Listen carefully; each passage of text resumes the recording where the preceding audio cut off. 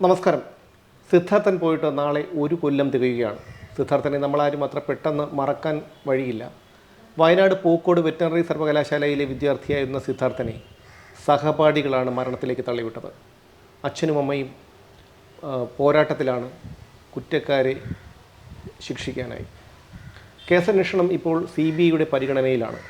പക്ഷേ അപ്പോഴും സിദ്ധാർത്ഥൻ്റെ മരണത്തോടുകൂടി ഈ ഒരു പ്രാകൃത രീതിക്ക്, റാഗിംഗ് എന്ന പേരിൽ നടത്തുന്ന കൊടും ക്രൂരതയ്ക്ക് ഒരു വിരാമം വരുമെന്നൊക്കെ നമ്മളൊക്കെ പ്രതീക്ഷിച്ചു. പക്ഷേ അതുണ്ടായില്ല. ഇപ്പോൾ ഏറ്റവും ഒടുവിൽ കോട്ടയം ഗവൺമെൻറ് നഴ്സിംഗ് കോളേജിൽ സമാനതകളില്ലാത്ത ക്രൂരതയാണ് റാഗിംഗ് എന്ന പേരിൽ അരങ്ങേറിയത്. സിദ്ധാർത്ഥൻ്റെ മരണത്തിന് കാരണക്കാരായവർ കുറച്ച് ദിവസം റിമാൻഡിൽ കഴിഞ്ഞു. അതിനുശേഷം അവർ പരീക്ഷ എഴുതി, അവർ തുടർന്ന് പഠിക്കുകയാണ്. എന്താണ് കേസിൻ്റെ ഇപ്പോഴത്തെ അവസ്ഥ? നമുക്ക് സിദ്ധാർത്ഥൻ്റെ അച്ഛനോടും അമ്മയോടും തന്നെ ചോദിക്കാം. നമ്മളാരും മറന്നു പോകരുത് ഈ മാതാപിതാക്കളെ. നിലവിലെ സ്ഥിതി എന്ന് പറഞ്ഞാൽ കേസന്വേഷണത്തിൻ്റെ അന്തിമ റിപ്പോർട്ട് കൊടുത്തു, CBI കൊടുത്തു എന്നാണ് നമ്മൾ അറിഞ്ഞത്. പക്ഷേ അതോടൊപ്പം അന്വേഷണം ഇനിയും നടക്കുന്നുണ്ട്, അതും അറിഞ്ഞു. പക്ഷേ എന്തായാലും അവർ കോടതിയിലോട്ട് വരട്ടെ, കോടതിയിലോട്ട് വന്നിട്ട് അതിന് ട്രയൽ ചെയ്യട്ടെ, ശിക്ഷ വിധിക്കട്ടെ. ശിക്ഷ വിധിച്ചു കഴിഞ്ഞാൽ മാത്രമേ നമുക്കതിൽ നീതി കിട്ടിയോ ഇല്ലയോ എന്ന് പറയാൻ പറ്റുള്ളൂ. അവരിപ്പോൾ അന്വേഷണ റിപ്പോർട്ട് കൊടുത്തിട്ടോ അല്ലെങ്കിൽ അന്വേഷണം നടത്തിക്കിട്ടോ അതൊക്കെ അവരുടെ ജോലിയുടെ ഭാഗമാണ്. ഞാനതിലിപ്പോൾ ഇടപെടുന്നില്ല. പക്ഷേ ഇത് കോടതിയിലെത്തിയിട്ട് കോടതി മാതൃകാപരമായിട്ട് ഈ കൊലപാതകത്തിന് എന്ത് ശിക്ഷ കൊടുക്കും കൊലപാതകങ്ങൾക്ക്, ആ ശിക്ഷ മാതൃകാപരമായി കൊടുത്താൽ മാത്രമേ അതിനെനിക്ക് നീതി കിട്ടിയെന്ന് പറയാൻ പറ്റുള്ളൂ. അത് കിട്ടുമെന്ന് ഞാനിപ്പോഴും വിശ്വസിക്കുന്നു. ഇനി അത് ചിലപ്പോൾ ഏത് രീതിയിലോ സംഭവിക്കാം. കോടതിയുടെ കാര്യമാണ്, ശരിയാണ്. ഞാനും പ്രതീക്ഷിക്കുന്നു, ആഗ്രഹിക്കുന്നു. എൻ്റെ ആഗ്രഹം അതാണ്. പക്ഷേ ഇതിൻ്റെ വിജയം ഇതിൻ്റെ നീതി കിട്ടുന്നത് വരെ ഞാൻ ഇതിന് പോരാടും. കാരണമെന്ന് പറഞ്ഞാൽ സിദ്ധാർത്ഥൻ്റെ ഈ ഒരു കൊലപാതകത്തോടു കൂടി നടന്ന ഒരു കേരളം മൊത്തം നടന്നിട്ട് ആ ഒരു കോലാഹലവും ആ ബഹളവും അത്രയ്ക്ക് പ്രക്ഷോഭവും ഉണ്ടായപ്പോൾ വിചാരിച്ചു ഇതിനൊരു അറുതി വരും. ഈ റാഗിംഗ് എന്ന് പറയുന്ന ആ ക്രൂര വിനോദത്തിന് ഒരു അറുതി വരുമെന്ന് വിചാരിച്ചു. പക്ഷേ അറുതി വന്നില്ല. വരാതിരിക്കാനായിട്ടുള്ള മെയിനായിട്ടുള്ള കാരണം നമ്മൾ അന്വേഷിച്ച് കണ്ടുപിടിച്ചപ്പോൾ അതിൽ ഒരൊറ്റ കാരണമേ ഉള്ളൂ. അതിൽ ഈ റാഗ് ചെയ്ത കുട്ടികളെ കുറ്റം പറയാൻ പറ്റില്ല. കുട്ടികളല്ല, റാഗ് ചെയ്ത ആ ക്രൂരമായ അമ്മമാരെ കുറ്റം പറയാൻ പറ്റില്ല ഒരിക്കലും. കാരണം ലക്ഷക്കണക്കിന് കുട്ടികൾ പഠിക്കുന്നു കോളേജിലും സ്കൂളിലുമായിട്ട്. അവരെല്ലാവരും സർക്കാർ പറയുമ്പോൾ ഓരോരുത്തരെയും കൊണ്ട് ചൂഴ്ന്നു നോക്കാൻ പറ്റില്ല, നിയന്ത്രിക്കാൻ പറ്റില്ല, അങ്ങനെയാണ് പറയുന്നത്. പക്ഷേ അതിനുള്ള മെയിൻ കാരണം കണ്ടുപിടിച്ചതെന്ന് പറഞ്ഞാൽ ഇതിൽ ഒരു ക്രൂരകൃത്യം, ഒരു കൊലപാതകം അല്ലെങ്കിൽ റാഗിംഗ് മൂലം ചെയ്തു വന്നാൽ തങ്ങളെ രക്ഷിക്കാൻ ആളുണ്ട്, പുറകിൽ ആളുണ്ട് എന്നുള്ള ഒരു ധൈര്യമാണ് ഈ മെയിനായിട്ടുള്ള ഒരു കാര്യം. അതാണ് ക്യാൻസർ പോലെ പടർന്നു പിടിച്ചിട്ടുള്ളത് ഇവരുടെ മനസ്സിൽ. അതിൽ ഉദാഹരണമാണ് സിദ്ധാർത്ഥൻ്റെ കൊലയാളികളെ SFI നേതാവായ ആ അരുണിനെ അവിടുത്തെ പഴയ MLA യും ജില്ലാ സെക്രട്ടറിയായ വയനാട്ടിലെ ജില്ലാ സെക്രട്ടറിയുമായ ആ ശശീന്ദ്രൻ കൊണ്ടുപോയി രക്ഷപ്പെടുത്തിയ നില ഒളിവിൽ താമസിപ്പിച്ചിട്ട് മജിസ്ട്രേറ്റിൻ്റെ അടുത്ത് കൊണ്ടുപോയത് ജാമ്യം എടുക്കാനായിട്ട്. അതിൽ നിന്ന് എന്താ മനസ്സിലായത്? അത് കൊലപാതകിയെ കൊണ്ടുപോയത്, അല്ലാതെ ഒരു റാഗ് ചെയ്തവനല്ല. ആലോചിക്കണം, അവൻ ആ കോളേജിലെ ഏറ്റവും മുതിർന്ന SFIയുടെ ഒരു നേതാവാണ്, യൂണിറ്റ് പ്രസിഡൻറ്റാണ് അരുണ്. ആ അരുണിനെ ഈ ഒരു പ്രസിഡൻറ്റിനെ തന്നെ രക്ഷിക്കാനായിട്ട്, കൊലപാതകളെ രക്ഷിക്കാൻ ഒരു മുൻ MLA തന്നെ തുനിഞ്ഞിറങ്ങുമ്പോൾ പാർട്ടിയുടെ മുതിർന്ന നേതാവുമാണ്. അപ്പോൾ സ്വാഭാവികമായിട്ട് ബാക്കിയുള്ള കോളേജിലും സ്കൂളിലുള്ളവർക്കെല്ലാവർക്കും അവർക്കൊരു പ്രോത്സാഹനം ഉണ്ടാകും, അത് ഉറപ്പാണ്. പിന്നെങ്കിൽ റാഗ് ചെയ്ത് കഴിഞ്ഞാൽ നമ്മളെ രക്ഷിക്കാനായിട്ട് പുറകിൽ ആളുണ്ട്. പോലീസ് കേസായി കഴിഞ്ഞാൽ പോലീസിൻ്റെ അടുത്ത് ഫോൺ വിളിച്ച് പറയാൻ ആളുണ്ട്, നമ്മുടെ നേതാവുണ്ട്. നേതാവിനോട് പറഞ്ഞാൽ മതി. രണ്ടാമത്തെ കാര്യം, ഒരു റാഗ് ചെയ്ത് കഴിഞ്ഞാൽ ഇപ്പോൾ കുട്ടികൾക്ക് എതിർക്കാൻ പേടിയാണ്. അത് നിഷ്പക്ഷമായി നിൽക്കുന്ന കുട്ടികൾക്ക് എതിർക്കാൻ പേടിയാണ്. എന്തുകൊണ്ടാണ് പേടിക്കുന്നത്? അവരാരെയാണ് പേടിക്കുന്നത്? പേടി ഇതാ, അവരാരെങ്കിലും ഒരു പരാതി കൊടുത്തു കഴിഞ്ഞാൽ സ്കൂളിൽ നിന്ന് പുറത്തിറങ്ങുമ്പോൾ അവന്മാരെ വീണ്ടും വളഞ്ഞിട്ട് തല്ലാനായിട്ട് ഈ പാർട്ടിക്കാരുണ്ട്. എന്തിനാടാ ഞങ്ങളെ കുട്ടികളാണ് നീ പരാതി കൊടുത്തത്, ഞങ്ങളുടെ കുട്ടികളുടെ പരാതി കൊടുത്തത്? റാഗ് ചെയ്താൽ സഹിക്കണം. ആ ഒരു പേടി കുട്ടികൾക്ക് ഉണ്ടാക്കി വെച്ചിട്ടുണ്ട്. ഈ ഒരു ധൈര്യം യവന്മാർക്കുണ്ട്. നമ്മളൊരു കുറ്റം ചെയ്തു വന്നാൽ നമ്മളെ രക്ഷിച്ചോളാം എന്നുള്ള ഒരു ധൈര്യം. അത് എന്ന് ഇല്ലാതാവുന്നോ അന്ന് വരേക്കും ഈ ഒരു റാഗിങ് അല്ലെങ്കിൽ റാഗിങ് മൂലമുള്ള അതുകൊണ്ടാകുന്ന കൊലപാതകം ഇത് നടന്നുകൊണ്ടേയിരിക്കും. അത് സ്വയം രാഷ്ട്രീയക്കാരാണെങ്കിലും പോലീസാണെങ്കിലും ഏത് രാഷ്ട്രീയ പാർട്ടിക്കാരായിക്കോട്ടെ, അതിപ്പോൾ കോൺഗ്രസോ കമ്മ്യൂണിസ്റ്റോ BJP അങ്ങനെയൊന്നും ഞാൻ പറയുന്നില്ല, ഏതാണെങ്കിലും അവരുടെ നേതാക്കന്മാർ, ലോക്കൽ സെക്രട്ടറി മുതൽ താഴെക്കിടയുള്ള മുതൽ മുകളിലോട്ടുള്ള മന്ത്രിമാർ വരെ തീരുമാനിച്ചാൽ മതി ഇങ്ങനത്തെ ഒരു റാഗിങ് കേസ്. ബാക്കിയുള്ള കേസ് എന്തോ ആയിക്കോട്ടെ, ഞാൻ അഴിമതിയെക്കുറിച്ച്, നാട്ടിൻ്റെ അഴിമതിയെക്കുറിച്ച് പറയുന്നില്ല, നാട്ടിൽ നടക്കുന്ന കൊലപാതകത്തിനെക്കുറിച്ച് പറയുന്നില്ല, അതൊന്നും ഇപ്പോൾ ഈ കാര്യത്തിൽ വിഷയമില്ല, അതൊക്കെ നിയമപരമായി നടന്നോട്ടെ. പക്ഷേ സ്കൂൾ കോളേജിൽ പഠിക്കാൻ പോകുന്ന കുട്ടികളെ ഇങ്ങനെ റാഗ് ചെയ്തിട്ട് വന്നാൽ ഒരുത്തൻ്റെ അടുത്ത്, ഒരു നേതാവിൻ്റെ അടുത്ത് തണലിൽ രക്ഷപ്പെടുത്താൻ വേണ്ടിയിട്ട് അവൻ്റെ അടുത്ത് വന്നാൽ അവനെ ഏറ്റെടുക്കരുത്. അവൻ എത്ര പാർട്ടിയിൽ അവിടെ സ്റ്റുഡൻറ്റ് യൂണിയൻ്റെ വലിയ നേതാവാണെങ്കിൽ പോലും അവനെ ഏറ്റെടുക്കരുത്. നീ കുറ്റം ചെയ്തിട്ടുണ്ടെങ്കിൽ നീ അനുഭവിച്ചു, അല്ലെങ്കിൽ നീ അതിൻ്റെ നിയമപരമായിട്ട് നീ അത് അനുഭവിച്ചോ എന്ന് പറയാനായിട്ടുള്ള ഒരു ചങ്കുറപ്പ്, അതങ്ങനെയുള്ള നട്ടെല്ല് ഇവിടെ ഇനിയുള്ള നേതാക്കന്മാർക്ക് വേണം. ആ നട്ടെല്ല് അവർക്കില്ല, അത് ഉറപ്പാണ്. കാര്യം അങ്ങനെ പറഞ്ഞു കഴിഞ്ഞാൽ യവന്മാർക്ക് പിന്നെ അണികളെ കിട്ടാതാവും. അവൻ ഇതും കളഞ്ഞിട്ട് അടുത്ത പാർട്ടിയിലോട്ട് പോകും. നിസ്സാരം ഇപ്പോൾ ഇപ്പം നടത്തിയിട്ടുള്ള എൻ്റെ മോനെ കൊന്നതും മെനിയാൻ നടന്നതും എല്ലാം ഈ ഇടതുപക്ഷത്തിൻ്റെ സ്റ്റുഡൻസ് യൂണിയനിലുള്ളവന്മാരാണ്. എൻ്റെ മോനെ കൊന്നതും SFIക്കാരന്മാരാണ്. കഴിഞ്ഞ ആഴ്ച നടന്നതും അവന്മാരല്ലാതെ ഇടതുപക്ഷത്തിൻ്റെ ആൾക്കാരാണ്. SFI എന്നുള്ള യൂണിറ്റ് മാത്രമേ അവിടെ ഇല്ലാതുള്ളൂ, അല്ല അവിടുത്തെ ഈ ഭാരവാഹികളെല്ലാം അവന്മാരാണ്. യവന്മാരെ അടുത്ത നേതാക്കന്മാരുടെ അടുത്ത് പോയിട്ട്, മുതിർന്ന നേതാവിൻ്റെ അടുത്ത് പോയി ഞങ്ങളെ രക്ഷിക്കണം എന്ന് പറഞ്ഞ് പോയിട്ട് രക്ഷിച്ചില്ല എങ്കിൽ എന്താ ചെയ്യുന്നത്? അതിൻ്റെ ദേഷ്യത്തിൽ യവന്മാരും ഈ സ്റ്റുഡൻറ്റ് യൂണിയനും അവിടെയുള്ള നേതാക്കന്മാരും അവൻ്റെ ചിങ്കിടികളെല്ലാം കൂടി ഇത് കഴിഞ്ഞിട്ട് വാരി പിടിച്ചുകൊണ്ട് അവിടുത്തെ പാർട്ടിയിൽ പോകും. ഉറപ്പാണല്ലേ, അടുത്ത പാർട്ടിയിൽ പോകും, അത് ഉറപ്പാണ്. എന്തിനാണ് പോകുന്നത്? ഞങ്ങളെ രക്ഷിക്കാൻ നമ്മൾ നേതാക്കന്മാർ തയ്യാറായില്ല, ഞങ്ങൾ എന്ത് കുറ്റം ചെയ്തു എന്നുള്ള കാര്യം അവർ ചിന്തിക്കുന്നില്ല, നേതാക്കന്മാർ തയ്യാറായില്ല, അതുകൊണ്ട് നമ്മൾ അപ്പുറത്ത് പോയി. ഇതാണ് അവിടെ സംഭവിക്കുന്നത്. ഈ ഒരു പേടി ഇവിടെയുള്ള നേതാക്കന്മാർക്കുണ്ട്, എല്ലാ നേതാക്കന്മാർക്കും, എല്ലാ പാർട്ടിക്കാരിലും കാണും ചിലപ്പോൾ. പ്രത്യേകിച്ച് ഈ എൻ്റെ മകനെ കൊന്നവൻ്റെ ഈ പാർട്ടിക്കാർ, കാരണം അവർക്കുള്ള അവസാനത്തെ ഒരു മരിക്കാൻ പോണതിൻ്റെ ഒരു പോലത്തെ പിടിവള്ളിയേ ഇവിടെ കേരളത്തിലുള്ളൂ. ഇതും കൂടെ വിട്ടുപോയി കഴിഞ്ഞാൽ അവരുടെ ജീവശ്വാസം പോയി അവന്മാരെയല്ല. അതുകൊണ്ട് ഏത് രീതിയിലെങ്കിലും അണികളെ പിടിച്ച് നിർത്തുക. പ്രത്യേകിച്ച് അണികൾ വേണമെന്നുണ്ടെങ്കിൽ ഇപ്പോൾ നാട്ടുകാരെ കിട്ടാനില്ല അവന്മാർക്ക്, പാർട്ടിക്കാരായിട്ട് സാധാരണക്കാരെ കിട്ടാനില്ല. ആരും പോകില്ല അവന്മാരുടെ അടുത്ത്. ഇപ്പം കിട്ടാനായിട്ടുള്ള ഏറ്റവും വലിയ സോഴ്സ് എന്ന് പറയുന്നത് ഈ സ്കൂൾ കോളേജിൽ നിന്നാണ്. ഈ യുവമാർക്ക് കിട്ടാനായിട്ടുള്ള അണികളെ കിട്ടാനുള്ള ഏറ്റവും വലിയ സോഴ്സ് നാട്ടുകാരും ഇല്ല. ഇങ്ങനെ സ്കൂൾ കോളേജ് കിട്ടുന്നുണ്ടെങ്കിൽ രണ്ട് കാര്യം ഇവർക്ക് ചെയ്യണം. ഒന്ന്, ഈ കുട്ടികളെ നോർമൽ അല്ലാതാക്കണം. അതായത് ഇവർ ചിന്തിക്കാം, ഇവരെ കൊണ്ട് കഴിയാത്ത ഒരു തലമുറ ആക്കിയെടുക്കണം. നോർമലായിട്ടുള്ള ഒരുത്തന്നെ യുവമാരെ പുറകെ പോകില്ല. അങ്ങനെ തന്നെയാണ്. ചിന്തിക്കാനും പറ്റാതാക്കണമെങ്കിൽ യുവമാരെ ബ്രെയിനിനെ തകർക്കണമെങ്കിൽ അവർക്ക് മയക്കുമരുന്നോ സാധനം കൊടുക്കണം. അങ്ങനെ കൊടുത്ത് കൂടെ നിർത്തണം. അത് എൻ്റെ വിഷയമല്ല, ഞാൻ അതിൽ പോകുന്നില്ല, പക്ഷേ അത് നടക്കുന്നുണ്ട്. രണ്ടാമത്തെ കാര്യമാണ് ഞാൻ ഈ പറഞ്ഞത്. കുറ്റം ചെയ്തിട്ട് വന്നു കഴിഞ്ഞാൽ സംരക്ഷിച്ചില്ല എങ്കിൽ യവന്മാരെല്ലാം കളഞ്ഞിട്ട് പോകും, ഈ പാർട്ടിക്ക് പിന്നെ ആളില്ലാതാവും. അതിൻ്റെ മെയിൻ കാരണം കൊണ്ടാണ് ഇത് നടക്കുന്നത്. അങ്ങനെ ഇത് ഉന്മൂലനം ചെയ്യണമെങ്കിൽ ഒരേ ഒരു കാര്യം ചെയ്താൽ മതി, സംരക്ഷിക്കാതിരിക്കുമോ, അവിടെ തീർന്നു ഈ റാഗിങ് എന്നുള്ള സാധനം. പിന്നെ ഒരുത്തനും ധൈര്യപ്പെടില്ല ഒരു റാഗ് ചെയ്യാൻ വേണ്ടിയിട്ട്.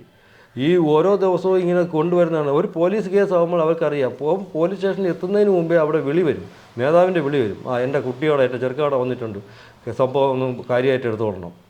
പല കോളേജിലും പലയിടത്തും പല ഹോസ്റ്റലിലും ഞാൻ പോയി കഴിഞ്ഞ 5-6 മാസം ഞാൻ പോയി അന്വേഷിച്ച കാര്യങ്ങളാണ്. ഞാൻ പോയി അന്വേഷിച്ച് കേരളത്തിൽ അങ്ങോളം ഞാൻ പോയി അന്വേഷിച്ചു. കഴിഞ്ഞ 6 മാസം വരെ ഞാൻ തിരിച്ച് ജോലിക്ക് പോകുന്നവരെ എൻ്റെ ജോലി ഇതായിരുന്നു. എന്താണ് ഇതിന് കാരണം, ഏതാണ് കാരണം, എന്താണ് സപ്പോർട്ട്. അവിടെ എല്ലാ യവന്മാർ ചെന്ന് ക്യാൻറ്റീനിലിരിക്കുന്നതിൻ്റെ കൂട്ടത്തിൽ ഞാനും അവിടെ ചെന്നിരുന്ന് ചായ കുടിച്ചുകൊണ്ടിരുന്നു, അവിടുത്തെ സംഭാഷണങ്ങൾ കേൾക്കാൻ വേണ്ടിയിട്ട്. അപ്പോഴേ അറിഞ്ഞ കാര്യങ്ങളാണ്, എനിക്ക് നേരിട്ട് അറിഞ്ഞ കാര്യങ്ങൾ. ഇതൊന്നും മതിയാക്കിയില്ല എന്നുണ്ടെങ്കിൽ ഇത് ഇനിയും വന്നുകൊണ്ടിരിക്കും.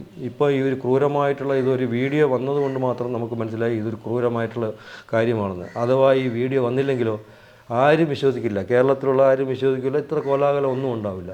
സ്കൂൾ അധികൃതർ തന്നെ പറയും അത് കുട്ടികൾ തമ്മിൽ ചെറിയൊരു കശപിശം ഉണ്ടായി, റാഗിങ്ങുള്ള പേരേ വരില്ല, കുട്ടികൾ തമ്മിലൊരു കശപിശം ഉണ്ടായി, അതിൻ്റെ കാര്യമാണ്, അത് വിട്ടുകളാം എന്ന് പറയും. പക്ഷേ വീഡിയോ വന്നതുകൊണ്ട് അവർക്ക് മനസ്സിലായി ഇത് വളരെ പ്രശ്നമാണ്, ഈ കാര്യം ഇനി മുമ്പോട്ട് കൊണ്ടുപോകാൻ പാടില്ല. നാട്ടുകാരും പോലീസും എല്ലാവരും ഇടപെട്ടു.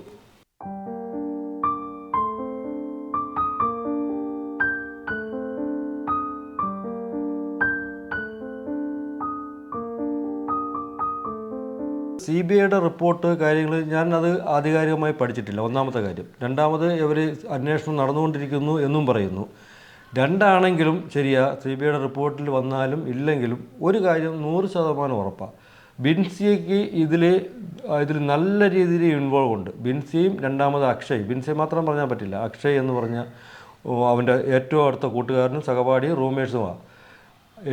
ഇവർക്ക് രണ്ടുപേർക്കുമുള്ള ഒരു ഇൻവോൾവ് ഞാൻ രണ്ടിടത്തും, പോലീസിനോടും CBIയോടും രണ്ടുപേരിടത്തും ഞാൻ വളരെ വ്യക്തമായിട്ട് പറഞ്ഞിട്ടുണ്ട് ഇവരുടെ ഇൻവോൾവ്മെൻറ്റ് എന്താണെന്ന്. ഇല്ലെങ്കിൽ 18-ാം തീയതി നടന്ന സംഭവം, 18-ാം തീയതി നടന്ന ഈ കൊലപാതകം കഴിഞ്ഞിട്ട് 20-ാം തീയതിയായി ബിൻസിയ പരാതി കൊടുക്കുന്നത്. അതിൻ്റെ ലോജിക്ക് ശരിക്കും എനിക്ക് മനസ്സിലാവുന്നില്ല. ഓക്കെ, 20-ാം തീയതി പരാതി, എന്തിനാണ് പരാതി കൊടുക്കുന്നത്? നമ്മളൊരു പരാതി കൊടുത്തു കഴിഞ്ഞാൽ അവർക്ക് നീതി വേണം, അതിനാണ് നമ്മൾ പരാതി കൊടുക്കുന്നത്. നമ്മളാരെങ്കിലും ഉപദ്രവിച്ചോ അല്ലെങ്കിൽ നമ്മളാരെങ്കിലും എന്തെങ്കിലും കട്ടുകൊണ്ട് പോയോ പിടിച്ചോണ്ട് എന്താണെങ്കിലും നമ്മളൊരു പരാതി കൊടുക്കുന്നത് എന്താണ്? ആ പരാതിക്കാരനിൽ നിന്ന് അവരിൽ നിന്ന് നമ്മൾ ആ കുറ്റവാളിയിൽ നിന്ന് നമുക്കൊരു നീതി വേണം. ഇവിടെ ആൾ മരണപ്പെട്ടു പോയി, ചിതാഭസ്മം പോലും അവിടെ എടുത്തു കഴിഞ്ഞു. അത് കഴിഞ്ഞിട്ടാണ് അറിയുന്നത് അവനെതിരെ പരാതി കൊടുത്തു. അപ്പോൾ അതെന്തിന് പരാതി കൊടുത്തു, ആരൊക്കെ ആ പരാതി സ്വീകരിച്ചിട്ട് ഒപ്പിട്ടു, ലാസ്റ്റ് അവരെ കോളേജ് അധികൃതർ വരെ അതിനെ ഫയൽ സ്വീകരിച്ച് ഒപ്പിട്ടു. അപ്പോൾ ഈ അധികൃതർ ആ ഒപ്പിട്ട് ആരൊക്കെ ഒപ്പിട്ട് അവർ വരെ ഈ കൊലപാതകത്തിന് ഇൻവോൾവ് ആണ്.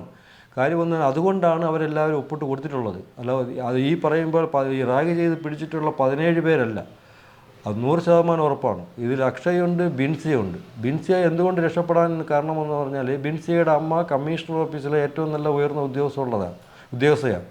തൃശ്ശൂർ കമ്മീഷണർ ഓഫീസിലെ ഉദ്യോഗസ്ഥയാണ്. ഇടതുപക്ഷത്തിൻ്റെ വലിയ ഒരു ചായവുള്ളവരാണ്. അതുകൊണ്ട് ബിൻസിയെ അന്ന് രക്ഷപ്പെടുത്തി. ചിലപ്പോൾ ആ FIRൽ പോലും കണ്ടില്ല, അതല്ലെങ്കിൽ അവർ അടുത്ത അന്വേഷണ റിപ്പോർട്ടിൽ പോലും ബിൻസിയുടെ പേര് പോലീസ് പറഞ്ഞിരിക്കുന്നത് എക്സ് എന്നാണ്. ഒരു പെൺകുട്ടിയുടെ പേര് എക്സ് എന്നാണ്. അതെന്താ ബിൻസിയുടെ പേര് ബിൻസിയ എന്ന് ആദ്യം പോലീസ് റിപ്പോർട്ട് കൊടുക്കാത്തത്? CBIയുടെ റിപ്പോർട്ടിലല്ല, പോലീസ് റിപ്പോർട്ട്. ലോക്കൽ പോലീസ് അന്വേഷിച്ചതിൽ ബിൻസിയുടെ പേര് എക്സ് എന്ന് കാണിച്ചിരിക്കുന്നു. അതെന്താ അങ്ങനെ? അപ്പോൾ ഒരു ആൺകുട്ടി പ്രശ്നം ചെയ്ത് പെൺകുട്ടിയെ ആരെങ്കിലും ഉപദ്രവിച്ച് കഴിഞ്ഞാൽ ആൺകുട്ടിയുടെ പേര്, വീട്, അവൻ്റെ അഡ്രസ്സ്, അവൻ്റെ ജില്ല, അവൻ്റെ രാജ്യം, പിന്നെ അവൻ എന്തൊക്കെ ചെയ്തു എല്ലാം ഉൾപ്പെടെ അവൻ്റെ ക്ലിയർ പിക്ചർ വരെ കൊടുത്തിട്ടാണല്ലോ, അത്രയ്ക്ക് വേണ്ടി നാറ്റിക്കാൻ പറ്റുന്ന രീതിയിൽ നാറ്റിച്ചിട്ടാണല്ലോ ഒരു പെൺകുട്ടിയുടെ നിധിക്ക് വേണ്ടിയിട്ട് ഒരു ആൺകുട്ടിയെ എടുത്തിടുന്നത്. അതിൽ ആൺകുട്ടി തെറ്റ് ചെയ്തോ ഇല്ലയോ എന്ന് നോക്കില്ല. അപ്പോൾ ഒരു ആൺകുട്ടിക്ക് ഒരു പ്രശ്നം വന്നപ്പോഴേ അതിൽ ഇൻവോൾവ് ആയിട്ടുള്ള പെണ്ണിൻ്റെ പേര് എക്സ് എന്ന് മാത്രമായി. അങ്ങനെയാണെങ്കിൽ അതിൽ അതിൽ ആ ഒരു ഇതിൽ ചാർജ് ഷീറ്റിൽ കാണിക്കാനേ പാടില്ല ഈ ഒരു വിഷയം. അതാണ് ഞാൻ പറഞ്ഞത്, അവളെ രക്ഷപ്പെടുത്താൻ വേണ്ടിയിട്ട് നല്ല രീതിയിൽ പൊളിറ്റിക്കൽ പ്രഷർ അവിടെ ഉണ്ടായിട്ടുണ്ട്. അതുകൊണ്ടാണ് ഞാൻ മുമ്പേ പറഞ്ഞത്, രക്ഷപ്പെടുത്താൻ ആളുണ്ട് എന്ന് തോന്നുമ്പോൾ ഇതെല്ലാം ഇതിനപ്പുറവും നടക്കും. പിന്നെ ഈ ബിൻസിയ എന്ന് പറയുന്നത് വെറും ഒരു ഇതിൽ ഇൻവോൾവ് ആയതല്ല. ബിൻസിയയ്ക്ക് അവിടെ റോളുണ്ട്. അതാണ് അവൾ അവിടുത്തെ SOPയുടെ സ്പോൺസർ ഗേളാണ് എന്നാണ് നമ്മളറിഞ്ഞത്. സ്പോൺസർ ഗേൾ എന്ന് പറഞ്ഞാൽ എല്ലാ വർഷവും അവർ തിരഞ്ഞെടുത്ത് വയ്ക്കും. ഫസ്റ്റ് ഇയറിൽ നിന്ന് ഒരു പെൺകുട്ടിയെ തിരഞ്ഞെടുത്ത് വയ്ക്കും. കാര്യം എന്ന് പറഞ്ഞാൽ ഇതിന് വേണ്ടി പ്രവർത്തിക്കുക. അവർക്കെതിരെ നിൽക്കുന്ന ആൾക്കാരുടെ പെണ്ണ് കേസിൽ കുടുക്കി പ്രവർത്തിക്കാനായിട്ടുള്ള എല്ലാ കോളേജിലും ഉണ്ട്. നാറ്റക്കേസാക്കുക. ആ നാറ്റക്കേസാക്കുന്ന കാര്യം എന്ന് പറഞ്ഞാൽ വീട്ടുകാരടങ്ങുക. ഒരു ആൺകുട്ടിയുടെ പ്രശ്നം വന്നു കഴിഞ്ഞാൽ, ഒരു പ്രശ്നം പോയി കഴിഞ്ഞാൽ ഒരു പെണ്ണ് കേസ് എടുത്ത് ഇടുമ്പോൾ അവരെ വീട്ടുകാരടങ്ങിക്കോളും. കാര്യം എന്ന് പറഞ്ഞാൽ നാണക്കേട്. അയ്യോ, എൻ്റെ മോൻ അവളെ ഇത് ചെയ്തു അല്ലെ ഇത് ചെയ്തു നാട്ടുകാരറിഞ്ഞാൽ പ്രശ്നമാവില്ലേ. അതുകൊണ്ട് ഇനി ചെവി അറിയണ്ട. അതിന് ഈ പെണ്ണിനെ എടുത്തിടുന്നത് ഒരു സ്പോൺസർ ഗേൾ. അതിനുവേണ്ടി സീനിയർ പെൺകുട്ടികൾ, യൂണിയൻ നേതാക്കന്മാർ തിരഞ്ഞെടുത്താണ് ഈ ബിൻസിയ. അതുകൊണ്ട് ഈ ബിൻസിയെ ഞാൻ എങ്ങനെയായാലും പുറത്തു കൊണ്ടുവരും. അത് ഏത് അന്വേഷണത്തിൽ നിന്ന് രക്ഷപ്പെട്ടു പോയാലും, ഇപ്പോൾ എന്ത് അന്വേഷണത്തിൽ രക്ഷപ്പെട്ടു പോയാലും അതിൽ ഇപ്പോൾ ഇൻ്റർനാഷണൽ ഇൻവെസ്റ്റിഗേഷൻ ടീം അന്വേഷിച്ചിട്ട് കിട്ടിയില്ല എന്നുണ്ടെങ്കിലും ഞാൻ ഇവിടെ പുറകെ പോയിട്ട് തന്നെ ഇവിടെ ഈ അന്വേഷണ പരിധി കൊണ്ടുവരും, ശിക്ഷ വാങ്ങിക്കൊടുക്കുകയും ചെയ്യും.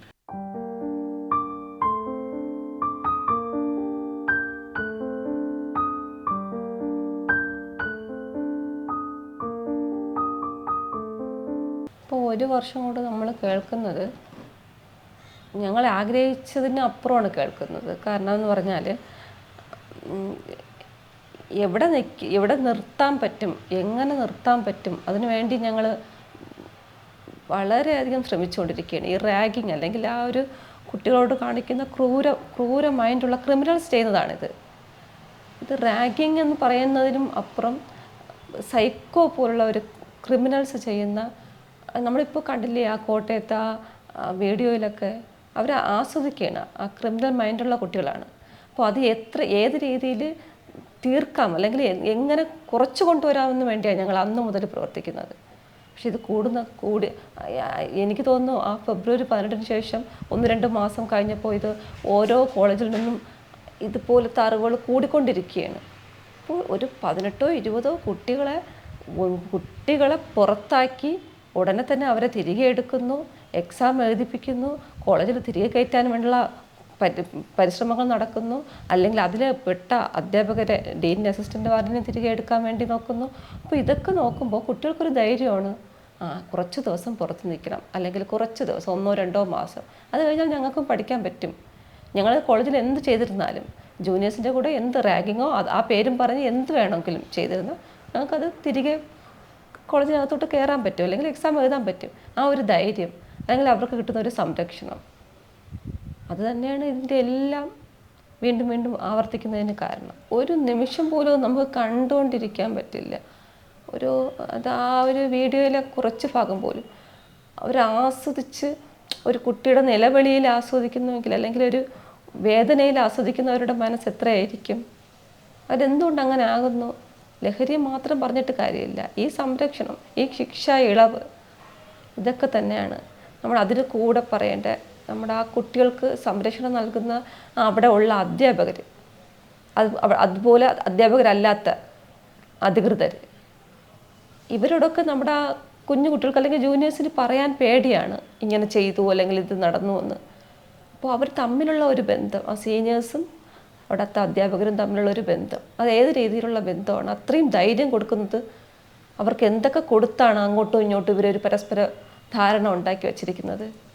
അപ്പോൾ നമ്മൾ ആദ്യം കോളേജിൽ കയറ്റുമ്പോൾ നമ്മൾ കൊടുക്കുന്ന കൈകൾ തന്നെ പാപമുണ്ടായിരുന്നാൽ, അല്ലെങ്കിൽ അവരോട് തന്നെ പേടിയായിരുന്നാൽ പറയാൻ നമ്മൾ ആരെ വിശ്വസിച്ച് കൊണ്ടെത്തിക്കും കുട്ടികളെ കോളേജിൽ? ഇപ്പോൾ അല്ല, എപ്പോഴായിരുന്നാലും സീനിയേഴ്സിനെ പേടിയാണ് അവർക്ക്. കൂടെ കൊണ്ടുപോയി സഹോദരങ്ങളെ പോലെ മറ്റുള്ള കോളേജിലെ മറ്റുള്ള കാര്യങ്ങൾ പറഞ്ഞു കൊടുക്കേണ്ടവർ ഈ റാഗ് ചെയ്യുന്നു, അല്ലെങ്കിൽ അതുപോലത്തുള്ള സൈക്കോപരമായിട്ടുള്ള ക്രിമിനൽ ബാക്ക്ഗ്രൗണ്ട് ഉള്ളവരായിരിക്കണം ഇവർ. അല്ലാതെ ഇത്രയുമൊക്കെ ചെയ്യാൻ പറ്റില്ല.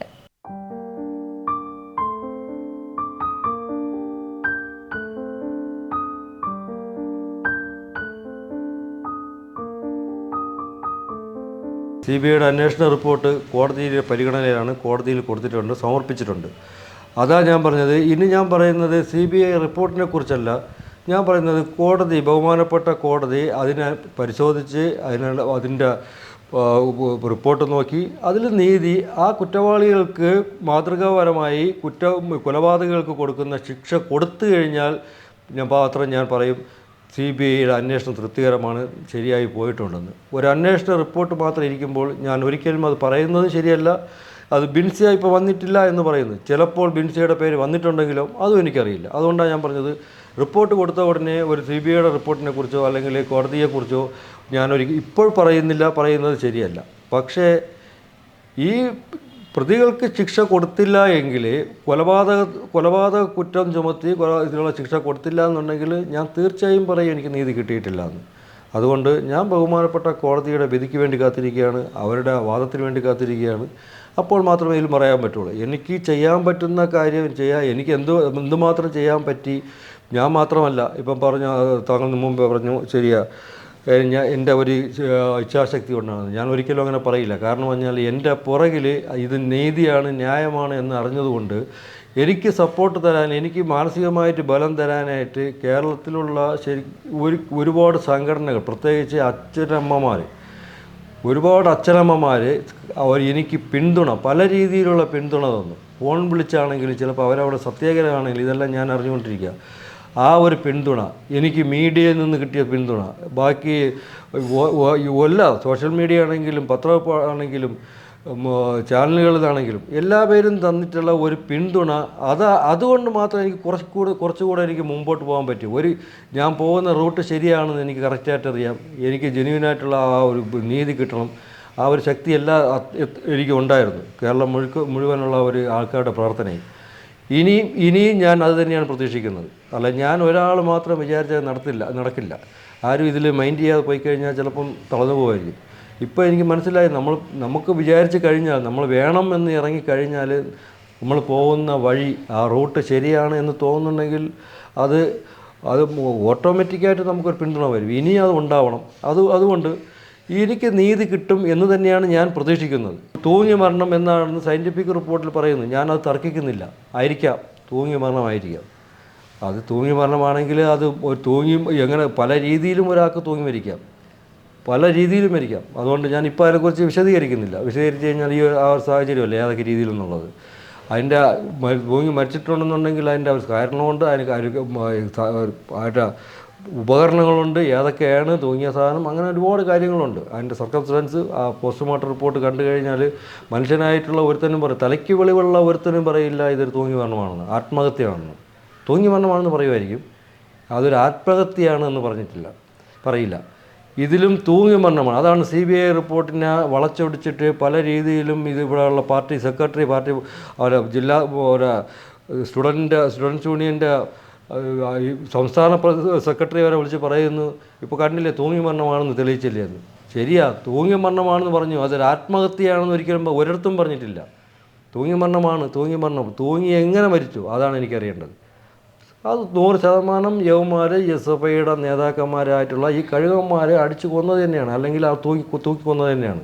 നല്ലവണ്ണം അറിയാം. ഈ അരുണിൻ്റെ നേതൃത്വത്തിൽ, SFIയുടെ പ്രസിഡൻറ്റ് അരുണിൻ്റെ നേതൃത്വത്തിൽ. അതുകൊണ്ട് അവർ മാത്രമല്ല, ഇതിന് പുറകിൽ കളിച്ച എല്ലാവരും വേണം. ഈ ബിൻസി, അക്ഷയ്, ഈ വാർഡൻ നാരായണൻ, ഇവിടെ കാന്തനാഥൻ, പിന്നെ ഇവരെ രക്ഷപ്പെടുത്തി കൊണ്ടുപോയ ആ ഒരു MLA, പഴയ MLA, യവന്മാർക്കെല്ലാം ഇതിൽ പങ്കുണ്ട്. അപ്പോൾ പറയും MLA പുറത്തല്ലേ കിടന്നതെന്ന്. അപ്പോൾ ഇതിനകത്തൊരു നെറ്റ്വർക്ക്, ഒരു കോക്കസ്, ഒരു നെറ്റ്വർക്ക് ഇല്ലെങ്കിൽ ഈ MLA അവരെ രക്ഷപ്പെടുത്തി കൊണ്ടുപോവില്ല. അയാൾക്ക് വരെ ഇതിനകത്തുള്ള ഇൻവോൾവ് എന്താണ് എന്ന് ഇതെല്ലാം കൊണ്ടുവരണം. ചിലപ്പോൾ ഇപ്പോൾ കൊണ്ടുവരാൻ പറ്റില്ലായിരിക്കും, കൊണ്ടുവരുന്നത് വരെ ഞാൻ ഇതിനെ പോരാടും, ഉറപ്പാണ്.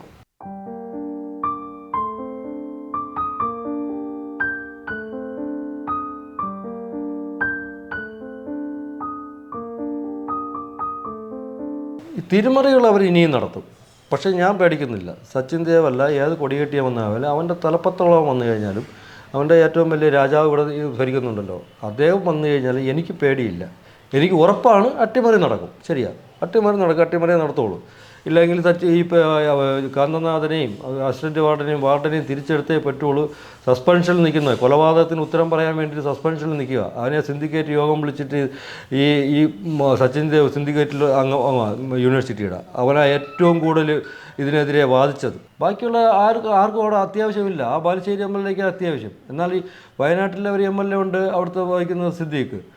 അദ്ദേഹം പറഞ്ഞു കോടതിയിൽ പരിഗണനയിലിരിക്കുന്ന ഒരു കേസാണ്, അതുകൊണ്ട് നമുക്ക് ധൃതിപ്പെട്ടെടുക്കേണ്ട കാര്യമില്ല, അത് നടക്കട്ടെ, കോടതിയിൽ കേസ് കഴിയട്ടെ, നിരപരാധിയാണ് അദ്ദേഹമെങ്കിൽ തിരിച്ചു കയറട്ടെ. പക്ഷേ പറ്റില്ല, ഇനി അദ്ദേഹത്തിന് പുറത്തിരുത്താൻ പറ്റില്ല, അന്ന് സച്ചിൻ ദേവിന് ആവശ്യം. അപ്പോൾ സച്ചിൻ ദേവിന് എന്താ ഇത്ര അത്യാവശ്യം ഇത് പുറത്തെടുക്കുന്നതിന്, അവർ അകത്തെടുക്കുന്നതിന് ഒരാൾക്കാരാ? അതാ ഞാൻ കുറച്ച് മുമ്പ് പറഞ്ഞത്, എന്ത് കുറ്റം ചെയ്താലും രക്ഷപ്പെടുത്താൻ ആളുണ്ട് എന്നുള്ള ഒരു തോന്നൽ. അത് കുട്ടികൾക്ക് മാത്രമല്ല, ഇതുള്ള കോളേജ് അധികാരികൾക്ക് വരെ ഉണ്ട്.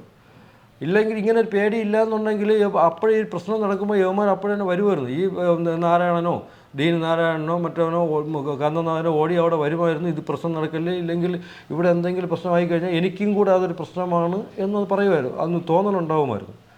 ഇതെന്തുകൊണ്ടുണ്ടായില്ല? എന്ത് വന്നു കഴിഞ്ഞാലും രക്ഷപ്പെടുത്താനായിട്ട് ആ പുറകിൽ ആൾക്കാരുണ്ട്. അതുകൊണ്ട് അതല്ലെങ്കിൽ അതുപോലെ തന്നെയാണ് ആ ബസ്സിൻ്റെ സംഭവിച്ചത്. ബസ്സിനകത്ത് സംഭവിച്ചതും ഇത്രയും പബ്ലിക്കായിട്ട് നടന്നിട്ട് ആരെങ്കിലും എതിരായിട്ട് എന്തെങ്കിലും പറഞ്ഞോ? ഈ പറയുന്ന ആ ഡ്രൈവർ അല്ലാതെ അദ്ദേഹത്തിന് സപ്പോർട്ട് ചെയ്യാനായിട്ട് ആ ഒറ്റ നാട്ടുകാരില്ലായിരുന്നു. കുറച്ചുണ്ടായിരുന്നെന്ന് പറഞ്ഞാൽ വേറെ കുറച്ച് രാഷ്ട്രീയക്കാരോ അങ്ങനെ കുറച്ച് ദിവസം മാത്രം ഉണ്ടായിരുന്നു. അത് കഴിഞ്ഞ് അദ്ദേഹം ഒറ്റപ്പെട്ട് ബലിയാടാക്കി. ഇവിടെ ഇപ്പോൾ സംഭവിച്ചത് എന്താണ്? ഇപ്പം കുറച്ച് ദിവസം കഴിഞ്ഞിട്ട് സിദ്ധാർത്ഥൻ്റെ കേസിൽ ബാക്കി എല്ലാവരും കൈയൊഴിഞ്ഞ് പോയിട്ട് അച്ഛനും അമ്മയും അല്ലെങ്കിൽ കുടുംബക്കാർ മാത്രമാവും, അവരങ്ങ് ദുർബലമാവും, അവരങ്ങ് അടിച്ചമർത്താം എന്ന് ഈ പറയും പോലെ ഈ നെറികെട്ടവന്മാർ വിചാരിച്ചു. പക്ഷേ അവരുടെ ഊഹം തെറ്റിപ്പോയി.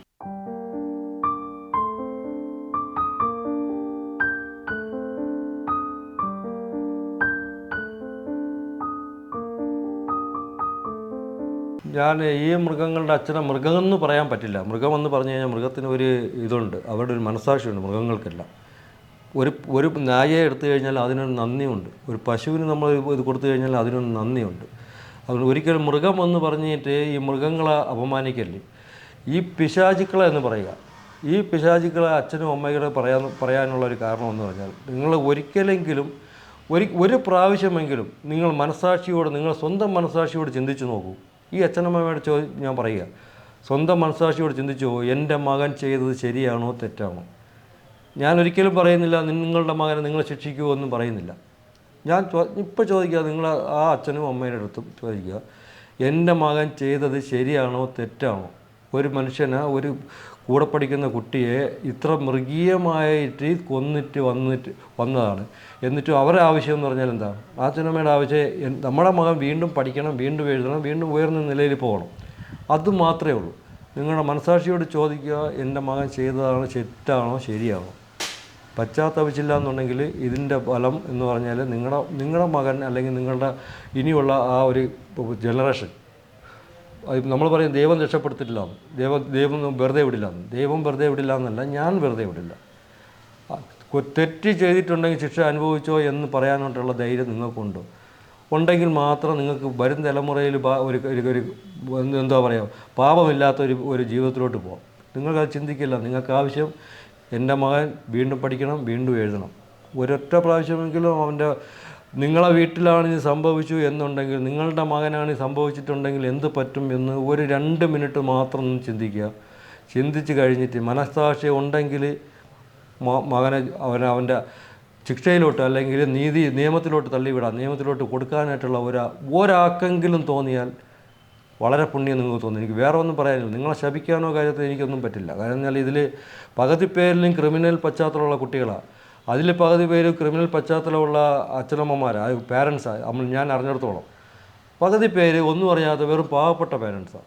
എല്ലാം കൂടെ മിക്സ് ചെയ്തിട്ടുള്ള ഒരു ഫോക്കസായി ഈ 18 പേരിൽ. പറയാനുള്ള ഇത്രയേ ഉള്ളൂ. സ്വയം ചിന്തിക്കുക. നീതി വാങ്ങി കൊടുക്കണമെങ്കിൽ ഒരാളെങ്കിൽ കൂടെ ഉണ്ടെങ്കിൽ കൂടെ നിൽക്കുക. കൂടെ നിൽക്കില്ല എന്നറിയാം. എന്നാൽ ഈ സമയത്ത് ഇപ്പോൾ ഇങ്ങനെ ഒരു അവസരം കിട്ടി എനിക്ക് പറയാനായിട്ട് ചോദിച്ചതുകൊണ്ട് അതുകൊണ്ട് ഞാൻ പറയുന്നു, അത്രയേ ഉള്ളൂ.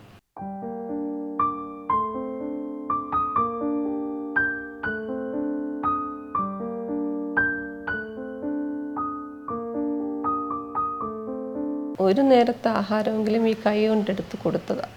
അവരുടെ അമ്മയിൽ നിന്ന് വാങ്ങുന്നത് പോലെ എൻ്റെ കയ്യിൽ നിന്ന് വാങ്ങി കഴിച്ചവരാ. മക്കളെ മോനെ എന്ന് വിളിച്ചതാണ്. പേര് പോലും ഞാൻ ആരുടെയും വിളിച്ചില്ല, ഒരാളുടെ പോലും പേര് വിളിച്ചില്ല. ഇതൊക്കെ ആ അമ്മമാരൊന്ന് അറിയണം. അവൻ്റെ ശരീരത്തിൽ ഒരു ഭാഗമില്ല. സ്വന്തമായിട്ട് ഒരാൾക്ക് അവനവനെ തന്നെ ഉപദ്രവിക്കാൻ പറ്റില്ലല്ലോ. മകൻ്റെ ആത്മാവിന് നീതി കിട്ടാൻ വേണ്ടി, അവൻ്റെ മരണത്തിന് കാരണക്കാരായവരെ കണ്ടെത്താൻ വേണ്ടി അലഞ്ഞ ഒരു അച്ഛനുണ്ടായിരുന്നു കേരളത്തിൽ പണ്ട്, ഈശ്വര വാര്യർ. ആ അച്ഛൻ്റെ പ്രതിരൂപമാണ് സിദ്ധാർത്ഥൻ്റെ അച്ഛൻ ജയപ്രകാശ്. പലതവണ ഞങ്ങൾ ഈ വീട്ടിൽ വന്നിട്ടുണ്ട്. നാളെ 1 കൊല്ലം തികയുകയാണ് സിദ്ധാർത്ഥൻ പോയിട്ട്. ഇതിനാരാണ് ഉത്തരവാദി? ഈ കൊടും ക്രിമിനലുകളുടെ ശിക്ഷ വിധിച്ച് അവരുടെ ശിക്ഷ നടപ്പാക്കിയിരുന്നെങ്കിൽ ഒരുപക്ഷെ കോട്ടയത്ത് ഉൾപ്പെടെയുള്ള ഈ റാഗിംഗ് സംഭവങ്ങൾ ഇവിടെ നടക്കുമായിരുന്നില്ല. നമ്മുടെ നിയമ സംവിധാനം തന്നെയാണ് ഇത്തരം സംഭവങ്ങൾ ആവർത്തിക്കാൻ കാരണം. എല്ലാ സംഭവങ്ങളുടെ പിന്നിലും പ്രവർത്തിച്ചത് SFI പ്രവർത്തകരാണ്. അവരെ സംരക്ഷിക്കാനായി നമ്മുടെ ഭരണകൂടവും കൂടെയുണ്ട്. എന്തായാലും സിദ്ധാർത്ഥൻ്റെ ആത്മാവിന് നീതി കിട്ടും വരെ പോരാടാനാണ് ഈ അച്ഛൻ്റെയും അമ്മയുടെയും തീരുമാനം. ഒപ്പമുണ്ടാവണം നമ്മൾ. ഓരോ ജീവിതവും ഓരോ കഥകളാണ്, വേറിട്ട കഥകളുടെ ഒരു കൂട്ടായ്മ. വേണമെങ്കിൽ നമുക്കതിനെ ഒരു നോവലെന്ന് പേരിടാം. അതുപോലൊരു നോവലല്ലേ നിങ്ങളുടെ ജീവിതവും? എന്താ, ശരിയല്ലേ? നിങ്ങളുടെ അനുഭവങ്ങൾ, കഥകൾ എന്തുമായിക്കൊള്ളട്ടെ, അത് കേൾക്കാൻ DNA ന്യൂസിലൂടെ ഞാൻ എത്തുന്നു. കഥ പോലൊരു ജീവിതം, അതിനായി ഞാൻ നിങ്ങൾക്ക് വേണ്ടി കാത്തിരിക്കുന്നു. നമുക്ക് ഒന്നിച്ച് കാണാം, കുറേ കാര്യങ്ങൾ സംസാരിക്കാം, വേദനകൾ പങ്കിടാം. നിങ്ങളുടെ വിഷയങ്ങൾ, അനുഭവങ്ങൾ അത് ഞങ്ങളെ അറിയിക്കേണ്ട വിലാസം താഴെ കൊടുക്കുന്നു.